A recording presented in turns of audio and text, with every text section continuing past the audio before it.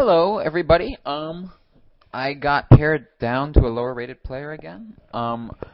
If things continue as they have been recently, I'm going to lose this game. I've actually lost my last two games to much lower-rated people. The good news is that I've been playing on my anonymous account, and I got my rating.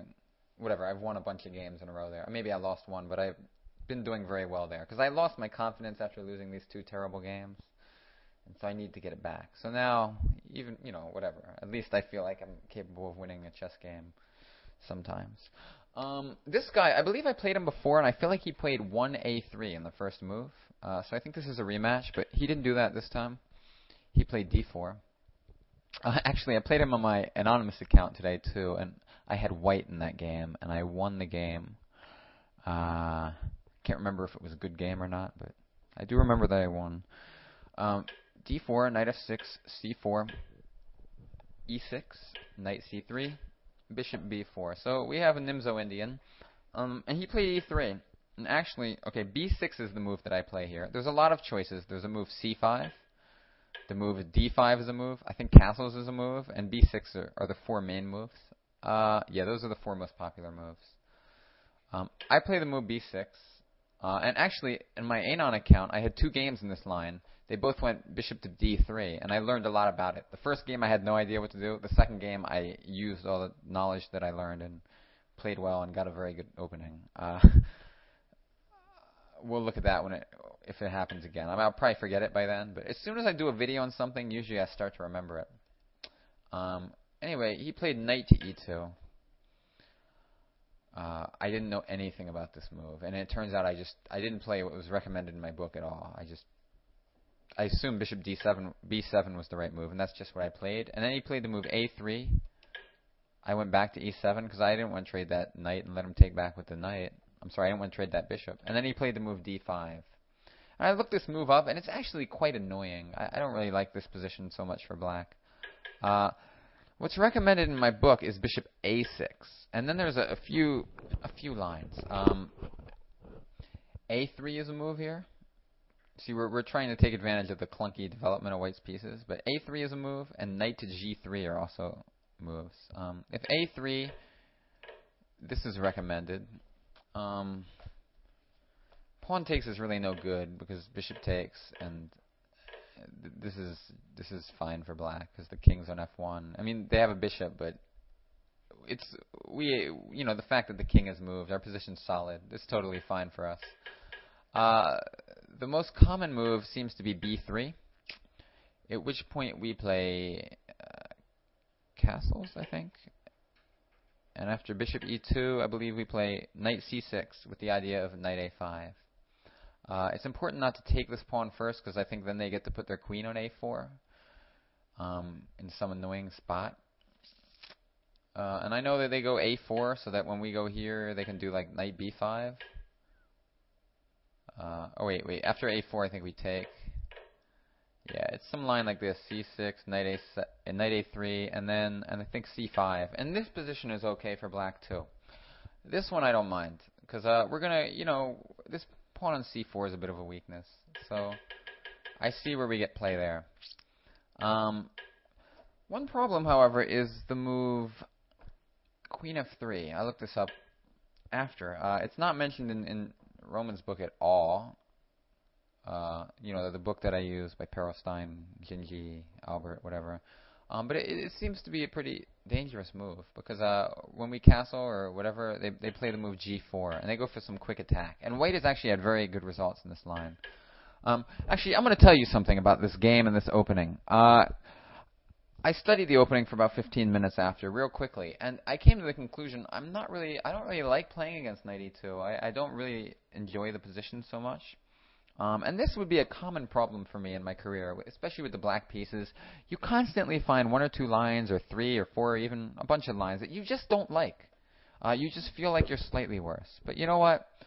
And what that ends up doing is it causes you to constantly change openings, constantly changing all the times because you're never comfortable. And, you're just going to get a slightly worse position in another line. I mean, in general, white is slightly better, to begin a chess game. So it's like, I'm just going to play this stuff. I'm going to try to work it out. I know it's not losing. People have been playing it for years. If I get a worse position, okay. I just want to have a feel for the slightly worse position I'm getting. So I'm going to play it. I don't care what the, if white's doing well in some line, whatever. I'm going to work it out. I'm going to find my own way of playing it. And that's just how it's going to be from now on. I'm tired of changing openings all the time. I don't have time for that. It's a waste of time and energy to spend so much time stressing about some opening. When top players in the world are constantly playing almost every opening, and generally whoever plays better wins. Just the key is to have an understanding of the opening, and that's what I'm going to try to do.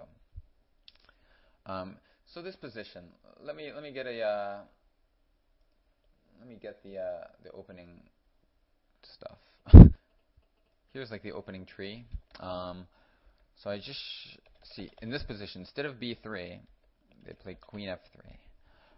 And now black has tried castle, c6, and bishop to b7. Real quickly, I want to search this position because I want to see if there's any annotated games in this line.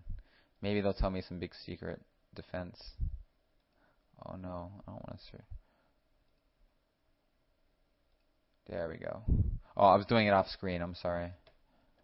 Okay, we do got some big annotated games. Oh, look, when black wins against this guy's one of the best players in the world. So, objectively, I would probably give my vote to the more modest b3, but black's resources are holding up quite well there. All right, well, let's take a look. Castles, g4. All right, so if bishop e2, just c5. Somehow, I guess that's good. If pawn takes, pawn takes.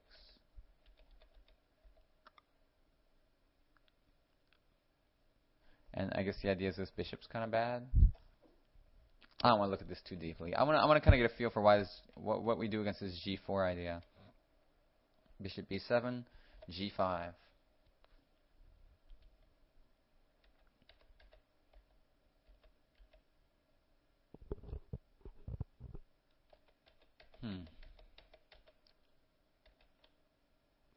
Oh, it looks playable to me. It's a little unpleasant because things are getting a little hairy here. It's kind of an unbalanced position with white's going to try and attack us somehow. I'm not trying to learn everything now. Again, I'm just trying to. What you do is the first time you play an opening, you don't really know anything about it. The first game, you just try to get a general feel. You don't try to memorize tons of moves of theory. You're just trying to get like a general idea of what to do in this position. That's it. And then the second time, you delve a little deeper. The third and fourth and fifth time, then you really should know it very well. So I'm not trying to learn everything right now. I'm just trying to take a look at things. A position like this, like f5. What a move. See, I don't know if f5 would occur to me. What's the idea? I have no idea.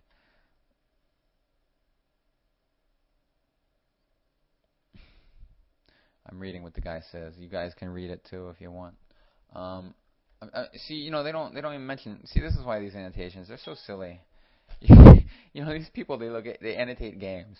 I mean, almost every annotated game is like a total load of rubbish. I mean, any annotator who doesn't explain why to play f5 is just a total load of crap. I mean, I don't know why they play f5, and I'm a good player.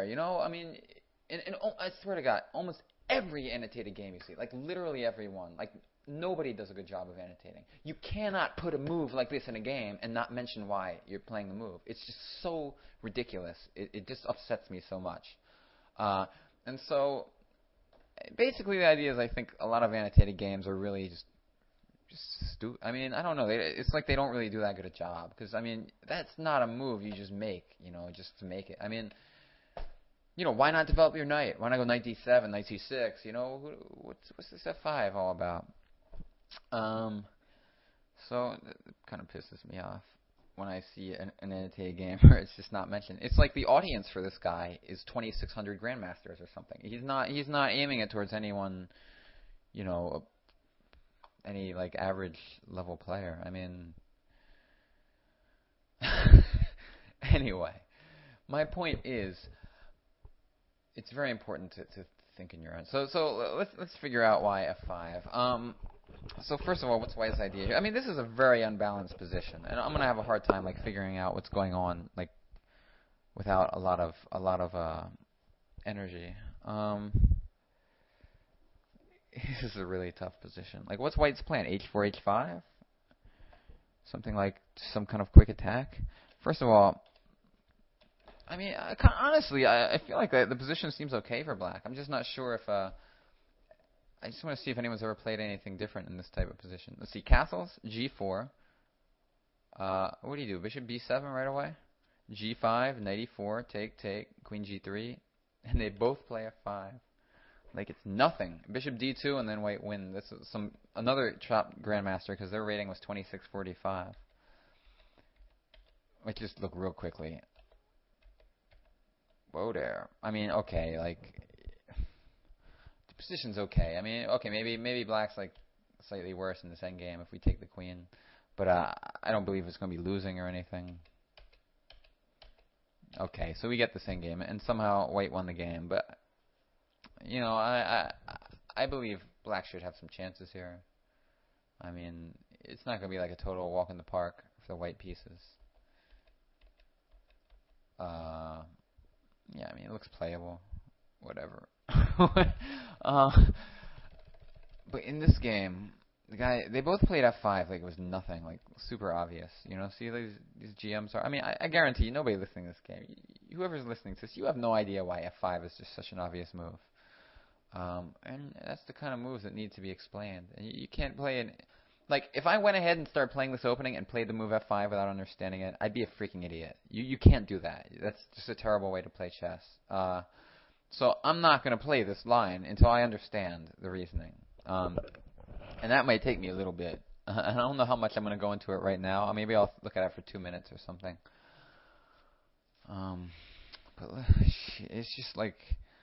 it's just a strange position, you know? Like, I don't know, like, why not a move like C5, for example? I mean, doesn't that look pretty logical to you? I mean, we're threatening to just take this pawn off the board, and White can't do anything. Like, White takes it. I mean, probably takes in bishop D2, and then sticking the bishop on D3, and then rook D1, and then, like, maybe some queen E5 activity in the dark squares.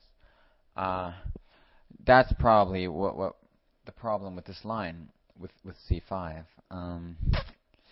But again, it's important to do this work on your own. You know, I don't know. It's hard to explain what I'm saying, but you know, we gotta get a feel for the position, and it's sometimes hard by just like making the moves. You know, you gotta really look at why the moves are being made.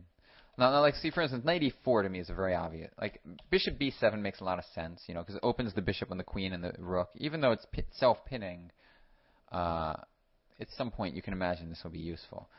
Knight E4 is a totally obvious response because it grabs space in the center, you know, whatever. This trade looks pretty reasonable. You know, this pawn on E4 could be a thorn in White's side. F5 is the move that just doesn't strike me as obvious. Like, C5 strikes me as obvious. And then it seems that pawn takes pawn is the only real response. I'm trying to look, actually, real quickly if there's any ideas here, like sacrificing a pawn for some, like, quick development. I don't know if I see anything offhand, though. I mean, let me just give an example. Like I'm looking at this move, and then pawn takes, queen takes, pawn. And all White's pieces are kind of like undeveloped. So I mean, like if we get knight c5, knight d3 in, it could be annoying. And if they go b4, we could maybe go a5 and cause some problems on the queen side. Because you see, White's queen on g3 is kind of out of play. The rook has h1. All these pieces are just back at home. So actually, you know, it looks kind of reasonable to me. I mean, b4 looks like a response, but then I think we could just take, and then if pawn takes, we're happy with knight takes this, because our knight's a great outpost on c5. And if b5, I mean, we have all kinds of sneaky options, like queen a5, check, queen a4, coming into c2 with the queen, rook d8, some attack, you know, like White's queen's a little out of play. But basically, the key is that it's important to try to think of my own, because I don't understand the 5. I mean, they're all playing it. Let me see if I can find the other game. Maybe that one's annotated too. and we'll get a solution. I mean, this is probably the other game. Yeah, Aronian. No, F5, no doubt. Yeah, they just play it without any annotation. All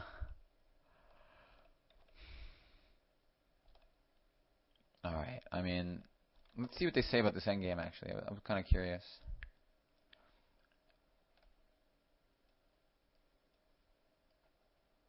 He's improving some game. He says. I don't know what that means.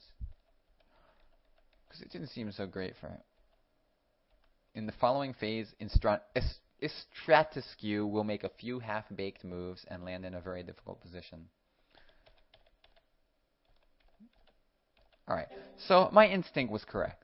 I said that endgame should be fine for black, and according to this, it's basically fine for black. You know, like even in a lot of these lines, white's slightly better, you know? And in this line, whatever, it says it's unclear.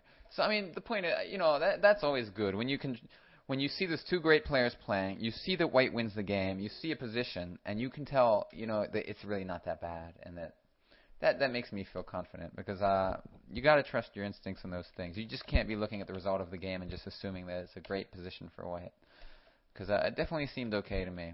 I just still don't understand this F5 move so much. I mean, like, see, like black never really did anything to make F5 look good. I mean, maybe in the end games it's good somehow. I don't know. I'm sorry, I just want to look a little more at this move. Because this is an important position. So we're threatening to win a pawn. I mean, I think the only move is really to take. And even here, you know, I said bishop d2. See, I wanna use our development advantage somehow, like queen b6. Could they castle queenside? That looks dangerous. So probably bishop c3 with the idea of queen to e5 and checkmate or something. Looks like a little bit of an annoying position.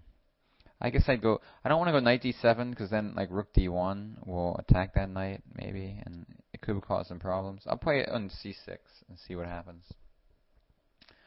Like I see some ideas. I don't know. I feel a little uncomfortable again. Mainly because this threat is just so it's so annoying. This queen e5 move. I mean, maybe it's not as bad as it looks after f6, but it bothers me somehow. Also, white could win a. Wow, white could take this. I don't know if it's any good. And then queen e5 after f6, like queen e4 or something. Yeah, this looks pretty good for white. Anyway. Somehow I have like a feel about this move. I don't know why. Probably it's just wrong or somebody would have played it. But, you know, it's a pawn sacrifice, so maybe, you know, it could be a good move and just nobody really thought about it. I don't know. You know, the more I look at it, the more I like it, to be honest.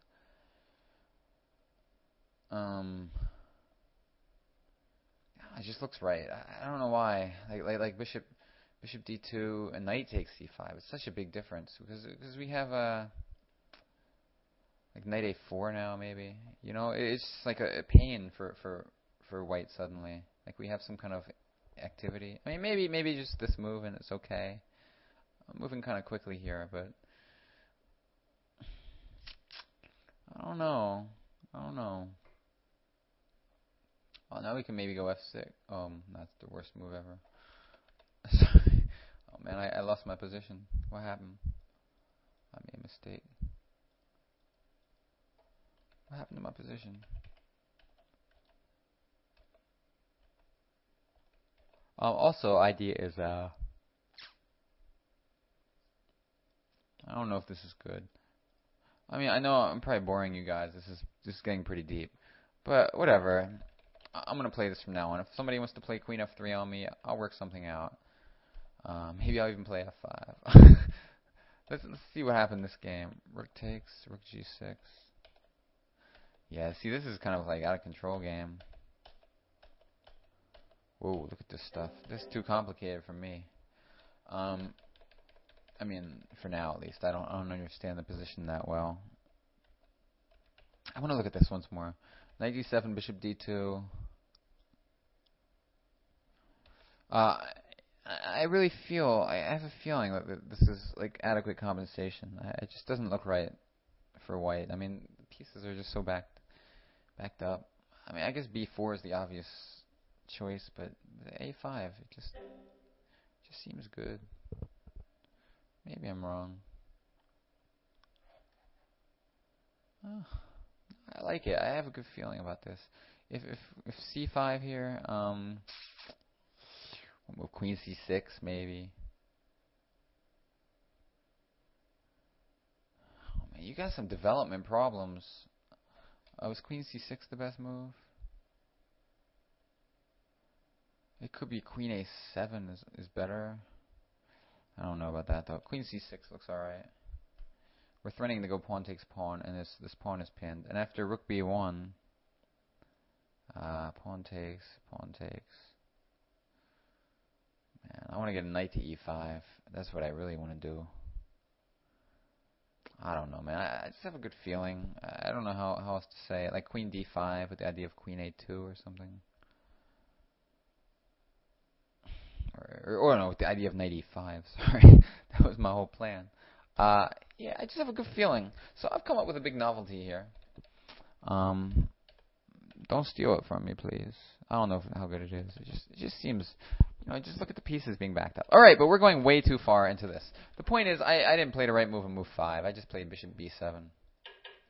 I know that I'm sorry. I'm really torturing you here too, because knight g3 is also a move here, and then they give like takes and what do they give? Like, God, I can't remember. d5, c5. What was it? I'm gonna look at the book while we're on the phone. I mean, I'm not on the phone with you. I'm doing a video, but it gives d5. Interesting. I want to see if there's another move there.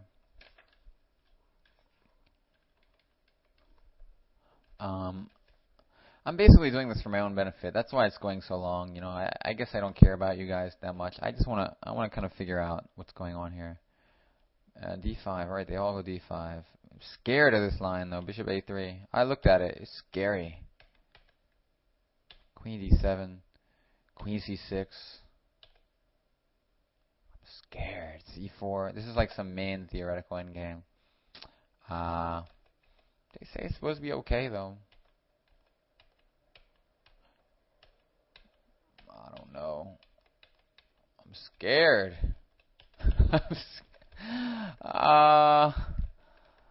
Let me look and see if there's something else I can do here. After knight g3, because knight g3 looks like a kind of weird move. Knight e2 to g3. What's that? What are they, crazy? h5. I like it. h4. Bishop b7. Bishop d6. Look at this stuff. Look, black's won every single game in this position. I like it already, man. I like the way it looks. I just like I hope it's not like 3 repeat games. See, that happens sometimes. You have the same game in 3 times. That's probably almost surely what happened here.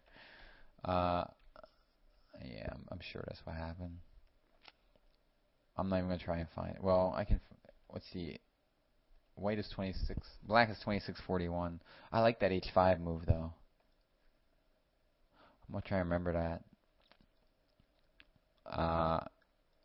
Hold on. Oh, search... Oh, no, it's... Never mind. Search results going. It's going to take me forever. I'm not going to worry about it. But just to refresh myself. h5. h4. What's the bishop d3? Who played that? Some good player. h4. All right, whatever. I like this. Cause some problems in their position. I understand this. Look at that. Bishop f3. Oh, black won that game too. Okay. Oh, I like this, man. Bishop b7. Queen d3. What kind of move is that? Idea to go e4 on me and stop any knight takes e4 stuff. If bishop d3, we take on g2. If a3, Do this move again. Look at that. Look at this stuff. What a weird stuff. I don't know. This is weird. Whatever. I'll figure it out next time. Anyway, let's look at the game. We're on move 5, so I'm gonna go through the game actually pretty quickly because A3. I went back to E7. He went D5. I didn't know what to do here. We went so long in that opening. I'm gonna go pretty fast because I'm gonna be honest. This game's kind of unpleasant to look at. G3. I didn't know what to do. I didn't see any way to take advantage of this bishop on this diagonal, so I didn't. I just played E5 and D6. It turns out like some idea like rook F8 and bishop F8 is the most common. I understand where they're coming from in that regard. I'm sorry I'm going fast. I just feel like I just been going over that opening so much, and then in the game I actually played something like a move 5 that wasn't the right move. But I think I played too aggressively. I think I understand this rook E8 move and just playing real solid and kind of just staying tight, you know. Because I kind of opened up the position, and my pieces were not well prepared for that opening. I played A5 to try and secure the C5 square at some point and stop B4. And if they play B4, I have the option to like trade pieces on the B4 square. Knight D7, Queen C2, Knight E8. Yeah. See, I'm just playing too aggressively. Bishop B2, F5, and this doesn't help me at all. It just doesn't help me at all. F4 is a good move. G6. See, I want to go like Knight F6, but then my F pawn falls. And if I ever push the E pawn, what does the white have now? There's D4 square, which is brutal. Like D4. If I go here, even if I do this, you know, they get the E6 square. The knight on D4 is just so strong. So I felt like I couldn't allow that. So I went G6. He went rook E1. A very good move. By the way, his main plan here, the way white should open up the position is E4. White is more prepared to open the position than me. My pieces are not so well placed. They're kind of clunky. This bishop's not doing anything. And his pieces, like his bishop here, is real strong. So setting up E4 is a real good idea. I played Knight F6. I'm sure I could find better moves, like maybe this move. And then if E4, I guess take and go bishop G7. Yeah, I like this a little better. But again, they get to do this maybe. Coming into this E6 square, it's just such a brutal square. I can hardly do anything once they're threatening to do that, you know. So I don't know. Again, I don't want this video to be too long, so I'm not going to spend too much time. Rook F6. I just didn't know what to do, to be honest. I just didn't know what to do, so I was just kind of floundering. I had no time left.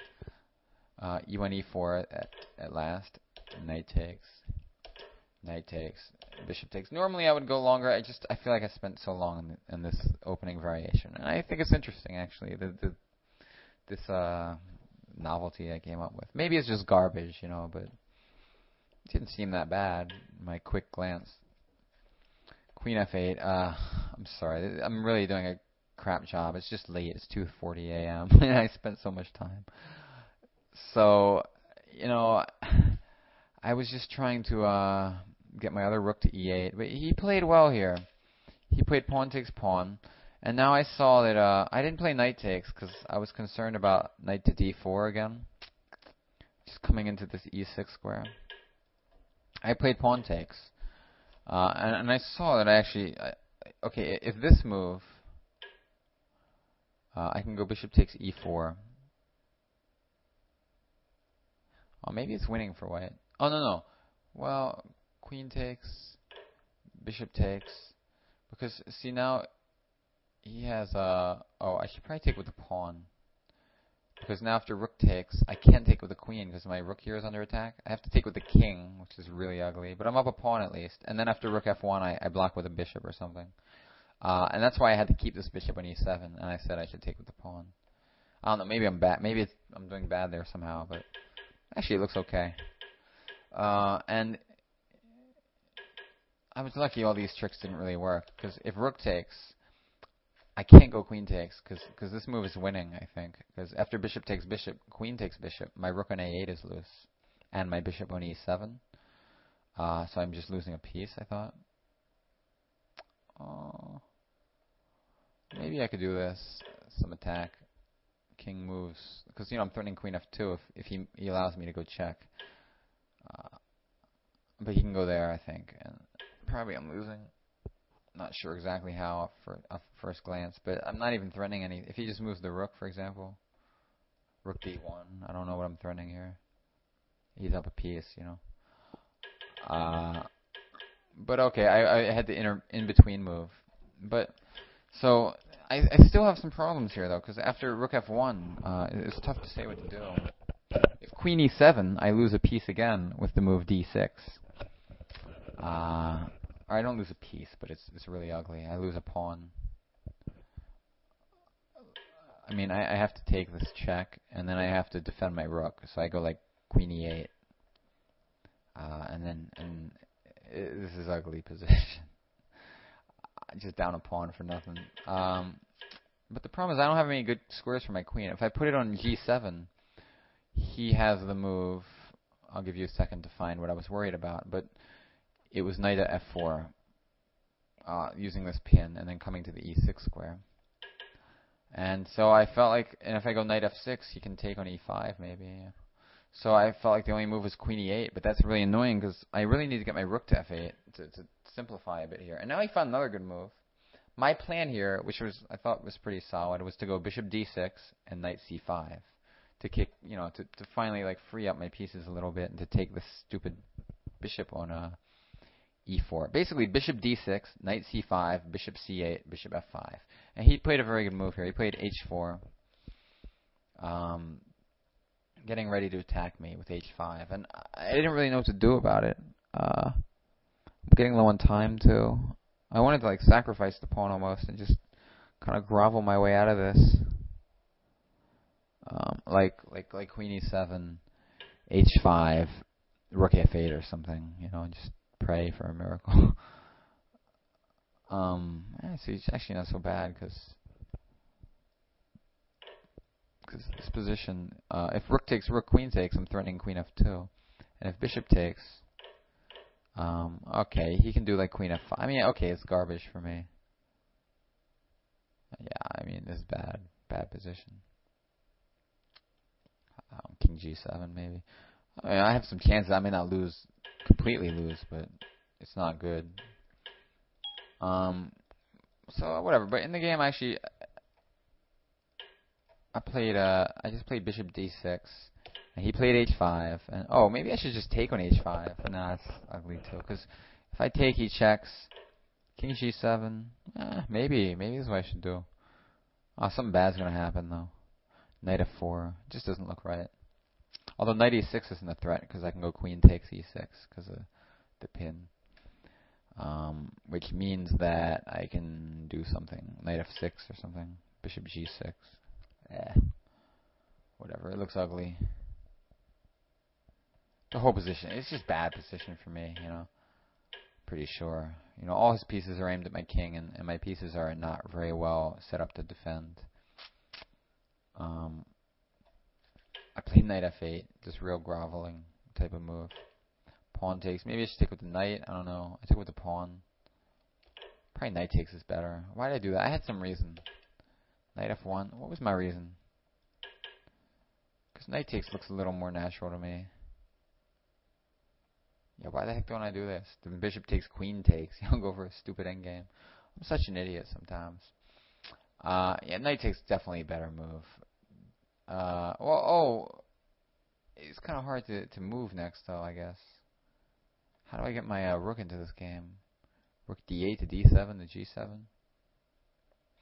I don't know. I feel like I'm playing a game where I'm in time trouble. Like, like you spend all your time in the opening phase of the game, and now you have to like blitz through the end. This is what I feel like. I spent 30 minutes in the first 5 moves, and now I got to do the rest in 10 minutes. While I want to search really deep into this position, I'll just trust that it's a bad position. But I probably have some better defensive chances. Like pawn takes, knight g1, good idea to go to f3 or h3 and then to g5. This guy's obviously playing too good for his rating, so he's got to be using a computer to cheat. That's what I like to say whenever they play too good. Bishop c6. I thought theoretically, actually, I would maybe doing okay here, or at least better than I was earlier. But you know, the time pressure, I'm probably gonna lose. I just panicked and took right away on d5. Maybe I should go rook c8. Yeah, I don't know why I did that.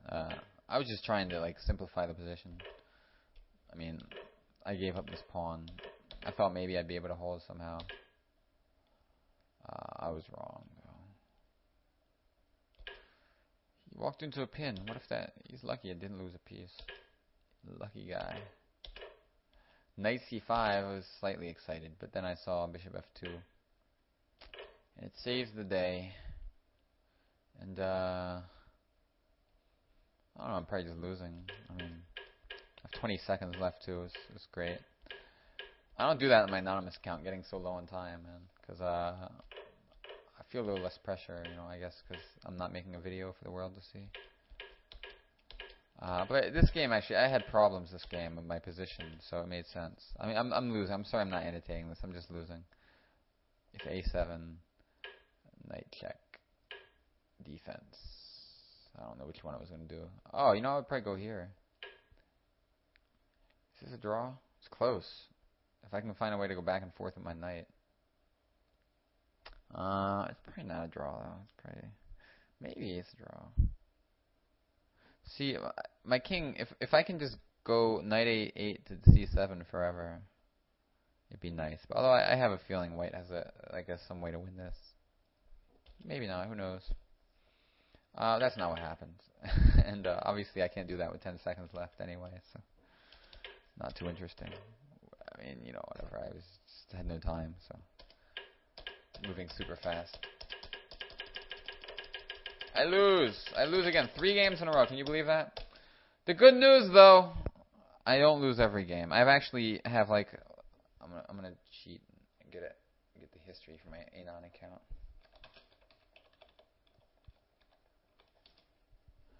In my anonymous account, I have won 8.5 out of my last 10 games. So that's good. I mean, it just so happens I've lost 3 in a row on this account.